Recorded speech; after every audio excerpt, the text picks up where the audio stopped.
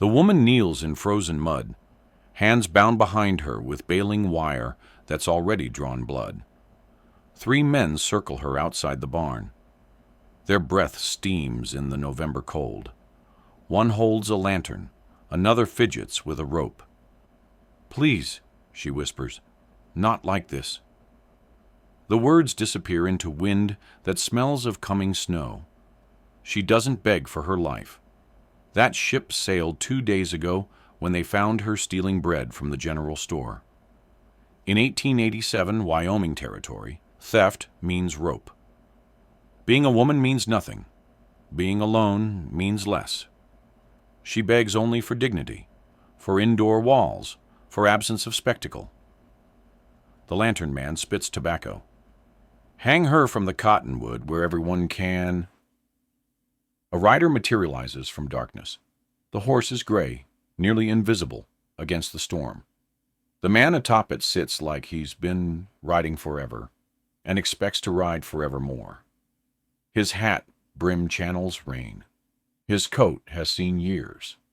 He doesn't speak, simply dismounts and stands there, taking up space. "Move along," the lantern man says. "This ain't your concern." The stranger looks at the woman. She meets his eyes, gray as his horse, flat as winter sky. She expects nothing. She's learned that lesson. He turns to the men. "What's the charge?" "Theft. We caught her red-handed." "What did she steal?" "Bread. 2 loaves." The stranger considers this. Snow begins falling, small dry flakes that won't stick. "I'll pay for it." "Too late for that. Law's already—" "I'll pay double. Triple." His voice remains level, empty of everything except certainty. "Name your price." The men exchange glances.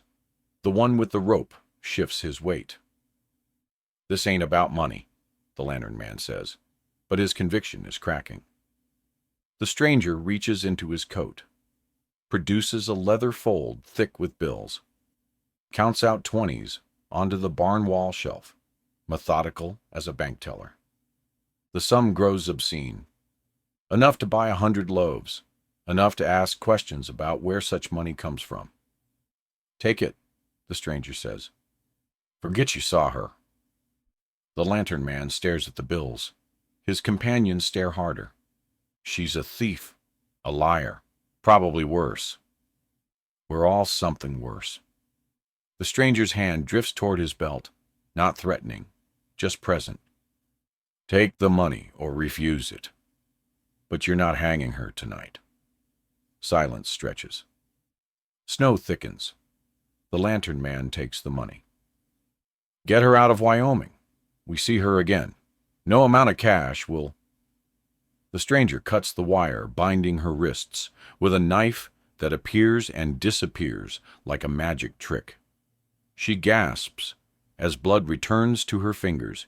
He doesn't touch her otherwise, simply walks to his horse, mounts, and looks back once.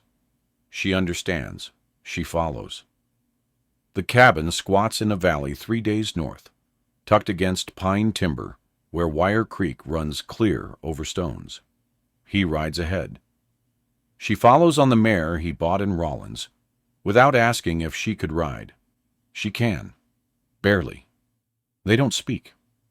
At night, he builds fire, makes coffee, sleeps 20 feet away with his back to her. The distance says, "You're safe." The gun beside his bedroll says, "But don't test me." On the 3rd day, they reach the cabin. It's small, solid. Chinked logs, shake roof, stone chimney. A porch with 2 chairs facing west. Behind it, a barn needs work and a corral stands empty. "You can stay," he says. First words since Rawlins. "Through winter." She stares at the cabin, at the door with its iron latch. "Why?" Her voice comes out rusted from disuse. He unsaddles his horse, methodical, not looking at her. "Place needs tending. I'm gone most days, working timber. You cook, mend, keep the fire. Spring comes, you go or stay. Your choice. And if I steal from you?" Now he looks. His eyes hold no humor, but no judgment either. Then you steal. He carries his saddle to the barn. She stands in the yard, holding the mare's reins, waiting for the catch. There's always a catch. He returns, takes the reins. Inside there's a latch. Works from the inside only. He meets her eyes. You understand? She understands. The cabin has one room. A bed in the corner, a table, 2 chairs, a stove. Shelves hold canned goods and coffee. Pegs on the wall for coats. Everything spare and clean.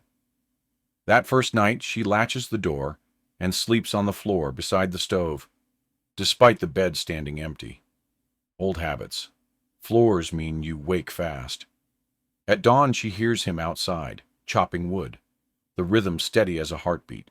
She rises, studies the door latch, tests it, opens the door. He's at the woodpile, axe rising and falling. He doesn't turn. She watches until her feet go numb with cold, then closes the door and starts coffee. The days find their rhythm. He leaves at first light, returns at dusk smelling of pine sap and sweat. She learns he works for the lumber company, felling trees in high country. Hard work that pays decent for men with no past worth discussing. She cooks what he brings. Venison, potatoes, canned tomatoes. She mends his shirts where branches tore them. She sweeps and washes and keeps the fire. They eat in silence. But she watches him, the way he removes his boots at the door without being asked. How he washes at the basin before entering, scrubbing his hands like he doesn't want to bring dirt into her space. Her space, as if this is already hers. His hands are scarred. His knuckles have been broken and healed wrong.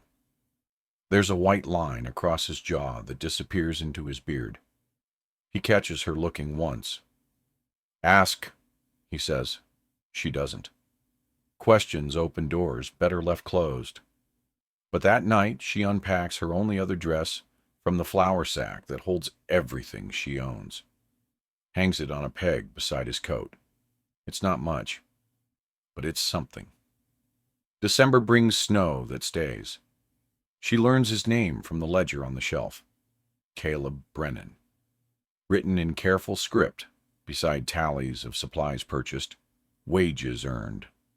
A man who tracks what he owes. He learns hers when she finally speaks it. Anna. No last name offered. He doesn't ask for one. The work draws them into accidental partnership. He chops wood, she stacks it. He brings water, she heats it. Small exchanges that require no words. A nod becomes thank you. Silence becomes comfortable. One evening he enters carrying a trunk, sets it by the door, breathing heavy from the weight. Found it in the barn loft. Was my mother's. Might be things you can use. He leaves before she can respond. Inside, dresses, linens, a quilt pieced from calico scraps. A woman's life packed away. Anna runs her fingers over the stitching. Each piece chosen, cut, joined. Hours of work turned into warmth. That night she spreads the quilt on the bed. Sleeps there instead of the floor. In the morning, Caleb notices. Says nothing, but she sees something ease in his shoulders. The timber camp foreman comes riding in late December. A thick man named Hartley, who sits his horse like he's judging everything he sees. Anna watches from the window as he speaks with Caleb by the corral. Their voices carry in the cold air. You got a woman now. Not a question. Hartley's tone suggests this requires explanation. I do. She the one from Laramie? The thief? Caleb's posture doesn't change. She's the woman who keeps this house. Boys at camp are talking, saying you bought yourself a whore with that bounty money. The air goes still. Anna's hand tightens on the curtain. She knows what comes next. She's seen men defend her before, briefly, inadequately, then surrender to easier truths. What the boys say doesn't concern me. Caleb's voice stays level. What they say to your face about a woman under my roof that you'll correct, or you and I will have a different conversation. Hartley shifts in his saddle. I'm just saying what's being said, and I'm saying it stops. Caleb turns toward the barn, dismissing him. You need me for Sunday work or not? Yeah, we need you. Then I'll be there. Hartley rides out. Anna releases the curtain, her heart hammering. But that night, Caleb doesn't meet her eyes during supper. He eats quickly and retreats to the porch despite the cold, smoking a cigarette in the darkness. She understands. He defended her to Hartley, but he won't be seen with her, won't take her to town, won't risk his reputation further. It's more than most men would do, less than something starts to hunger for. She lies awake that night, staring at the ceiling. Come spring, she'll leave. She has to. You can't build anything on ground this uncertain. January brings a cold snap that freezes the creek solid. Caleb returns one evening with his hand wrapped in cloth, blood seeping through. A saw blade slipped. He tries to tend it one-handed. Let me. Anna takes his wrist before thinking. He goes rigid. She freezes, expecting him to pull away. He doesn't. She unwraps the cloth.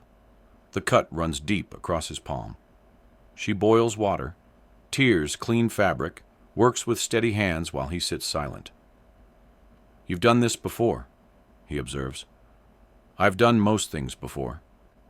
She wraps the wound tight, ties it off.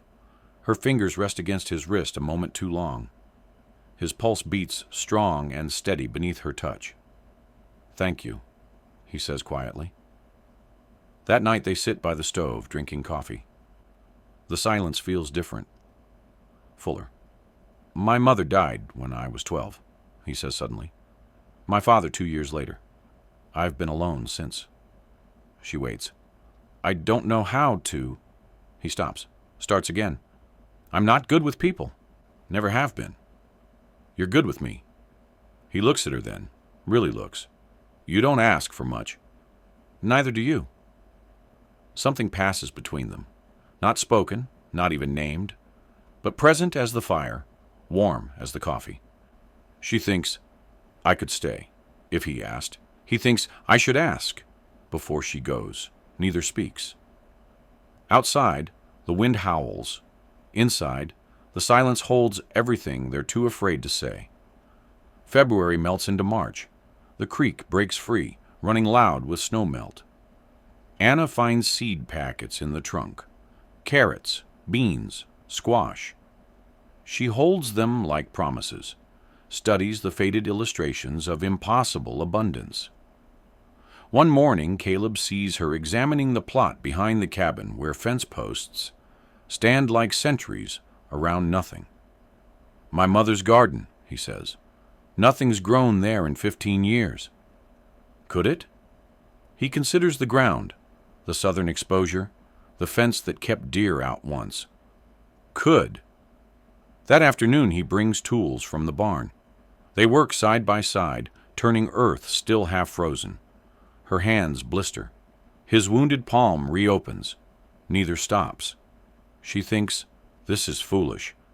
I'm planting seeds for someone else's harvest. But she presses each seed into dark soil anyway. April brings the rider. Anna is hanging wash when she sees him, a man in a fine coat on a fine horse, too clean for this country. He stops at the property line, calls out, I'm looking for Anna Caulfield. Her birth name, the name she left in Missouri, along with everything else. Caleb emerges from the barn, axe in hand. Not threatening, just present. Who's asking? Marcus Hartwell. attorney from St. Louis. The man produces papers. Mrs. Caulfield's husband has passed. There's an inheritance, property, some assets. She needs to sign documents. Anna's fingers go numb on the clothesline. Her husband, the man she fled 3 years ago after the final beating left her deaf in one ear. Dead now. And she's free. Free, and suddenly wealthy enough to leave. Caleb looks at her. She can't read his expression. "Give us a moment," she says. The attorney dismounts, ties his horse, settles into waiting. Anna walks to the garden. Caleb follows. They stand among the emerging seedlings, green shoots barely visible in dark earth. "That your husband?" he asks quietly. "Was. He the reason you were stealing bread in Wyoming?" "Part of it." Caleb pushes dirt with his boot. "This inheritance, it's enough?" "To start over somewhere, yes." He nods. She watches his jaw work, words forming and dissolving. "I can't offer you much," he finally says. "This cabin, this land, work that breaks your back and winters that freeze your bones." He looks at her then, and his eyes hold everything he's never said. "But if you wanted to stay, if you could build a life on that, I'd—" He stops, swallows. "I'd be glad of it." It's not poetry. It's not a promise of ease or comfort or safety from everything that could go wrong. It's just truth, offered plain. Anna looks at the cabin, at the garden they planted together, at this man who gave her a door that locks from the inside and never once asked what she was running from.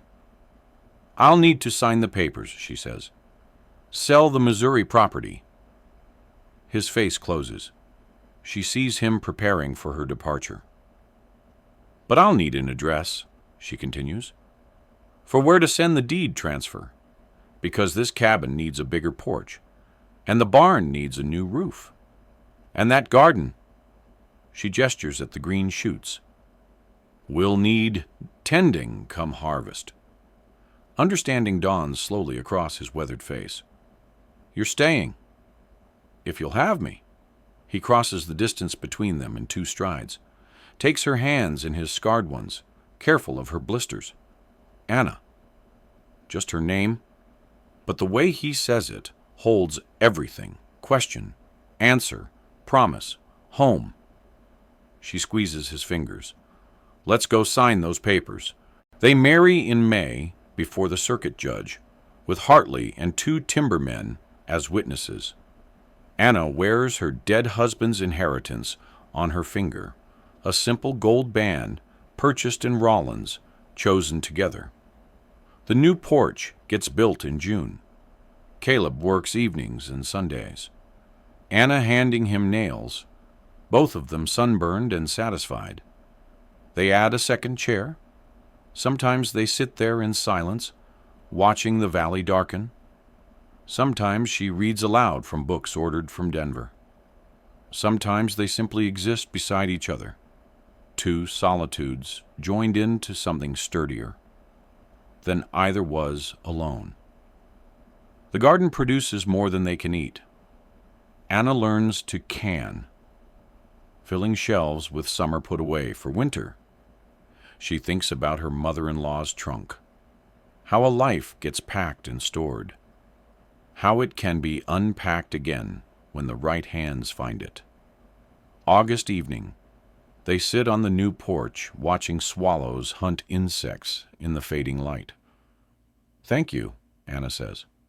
"For what?" "For pausing, that night in Wyoming, when you could have ridden past." Caleb considers this.